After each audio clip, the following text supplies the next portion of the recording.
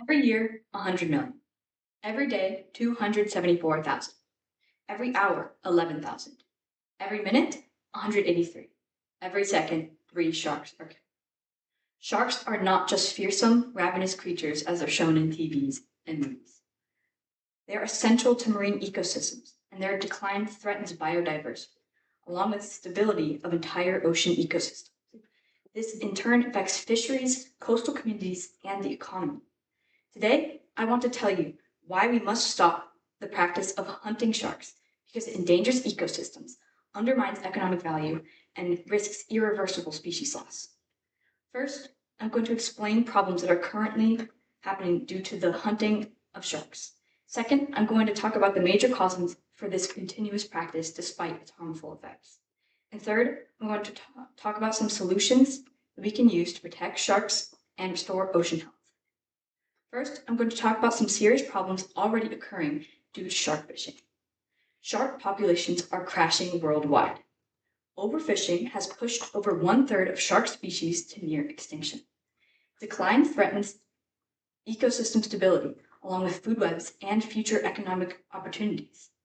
The World Wildlife Fund explains that sharks are apex predators, and their removal creates imbalance. Their control of hairy populations in killing sick and weak prey helps manage disease spread along with the population amounts. Another thing that shark populations affect is human economies. Global studies by Oryx, published by Cambridge University Press in 2013, found that shark watching tourism brings in $314 million and supports 10,000 full-time jobs. This trumps the recent shark fishing industry, which has been crashing. No demand for shark products causes the value to decrease, which hurts the economy. Now that we've talked about some of the major problems, let's talk about what drives these issues. Second, we're going to talk about why shark fishing continues for many major causes, including definning and bycatching. Shark finning is an inhumane and wasteful fishing practice. As explained by Smithsonian, the National Museum of Natural History, in August of 2013, it is a very cruel practice where a fish is caught, its fins are removed, and its body is dumped back in the ocean, where it is left to die painfully and slowly. One reason that shark finning occurs is to create shark fin soup, a Chinese dish that is popular in Asia, along with in many US cities. The International Fund for Animal Welfare explains that 73 million sharks are killed each year for this reason alone. Another main reason that sharks are killed each year is bycatch, which is the unintentional catching of sharks by fishermen in nets while trying to capture other sea life. While this isn't as big of a problem as definning is, it is still a major cause for the decrease in population of sharks.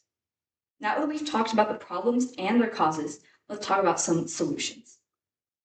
Third, let's talk about practical and effective solutions to reduce shark fishing and protect the global ecosystems.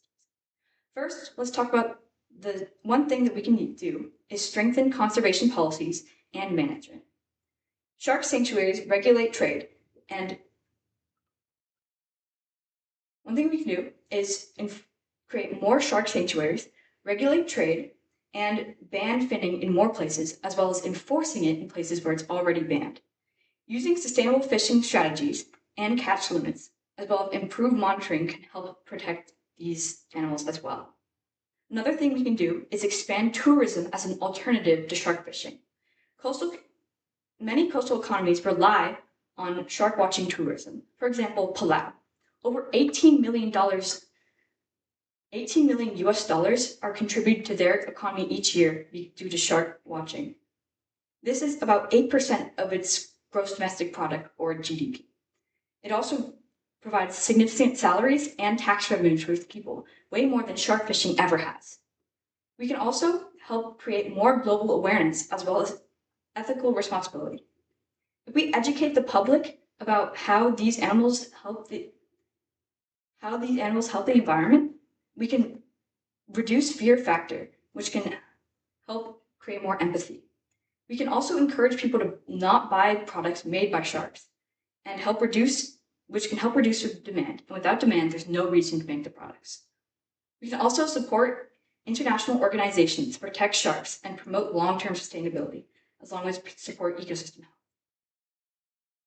Shark fishing is not just harmful, it is unnecessary and counterproductive.